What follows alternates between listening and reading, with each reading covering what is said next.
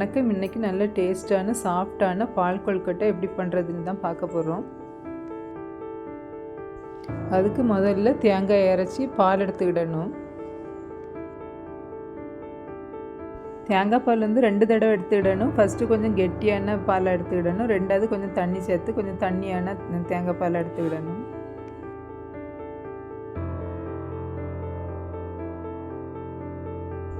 பாருங்கள், நான் கொழுக்கட்டை பண்ணுறதுக்கு இந்த அளவுக்கு தேங்காயும் ஒரு சின்ன சாசுற அளவுக்கு மாவும் எடுத்து வச்சுருக்கேன், பச்சரிசி மாவு. அடுத்து இந்த மாவு கொஞ்சம் பெரிய பாத்திரத்தில் தட்டி நல்லா கொதிக்க வெந்நியை ஊற்றி நல்லா மிக்ஸ் பண்ணி விடணும்.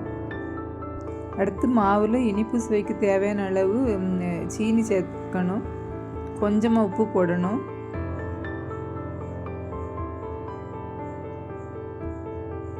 அப்புறம் ஒரு கையளவுக்கு தேங்காய் போட்டு நல்லா மிக்ஸ் பண்ணி விடணும். தேங்காய் போட்டால் தான் அந்த கொழுக்கட்டை நல்லா டேஸ்ட்டாக இருக்கும்.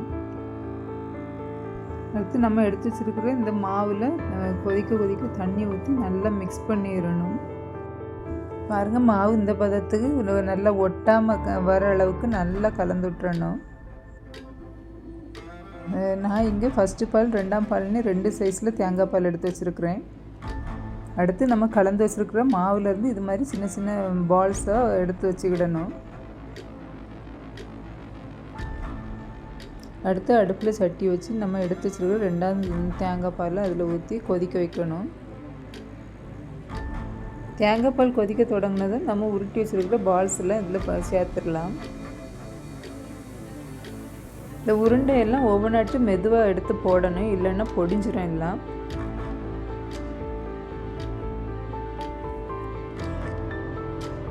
பாருங்கள், உருண்டையெல்லாம் அடுப்பில் இருக்க தேங்காய் பாலில் போட்ட பிறகு கொஞ்சமாக தேங்காய் பாலில் நம்ம எடுத்துருக்கிற அந்த மாவை நல்லா கலக்கி அந்த அடுப்பில் இருக்க தேங்காய் பால் கூட மிக்ஸ் பண்ணி விட்டுறணும்.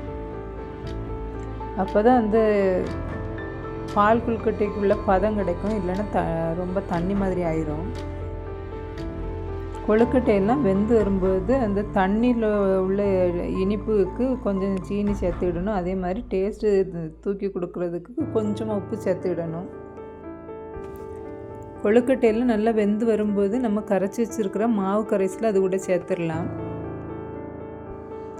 மாவு கரைசல் சேர்த்த உடனே கொழுக்கட்டையில் இருக்க அந்த தண்ணியெல்லாம் சேர்ந்து கொஞ்சம் கெட்டியாக தொடங்கும். கொழுக்கட்டை நல்லா வெந்து மாவு கரைசலெல்லாம் கெட்டியாக தொடங்கும் போது கடைசியாட்டு நம்ம எடுத்து வச்சுருக்கிற ஃபஸ்ட்டு தேங்காய் பாலில் சேர்த்துடலாம். இது கூட ஃபஸ்ட்டு தேங்காய் பாலில் சேர்த்த பிறகு தீயை நல்லா குறைச்சி வச்சுட்டு கொஞ்சம் கொதிக்க தொடங்கினதும் அடுப்பு ஆஃப் பண்ணிடலாம். பாருங்கள், நல்ல டேஸ்டான சாஃப்டான பால் கொழுக்கட்டை சூப்பராக ரெடி ஆகிட்டு. மாவு பிசையும் போது சுடு தண்ணியை கொதிக்க ஊற்றி மாவை நல்லா பக்குவமாக பிசைஞ்சு எடுத்தோன்னா கொழுக்கட்டை நல்லா சாஃப்டாக சூப்பராக வரும். நீங்களும் ட்ரை பண்ணி பாருங்கள். நன்றி.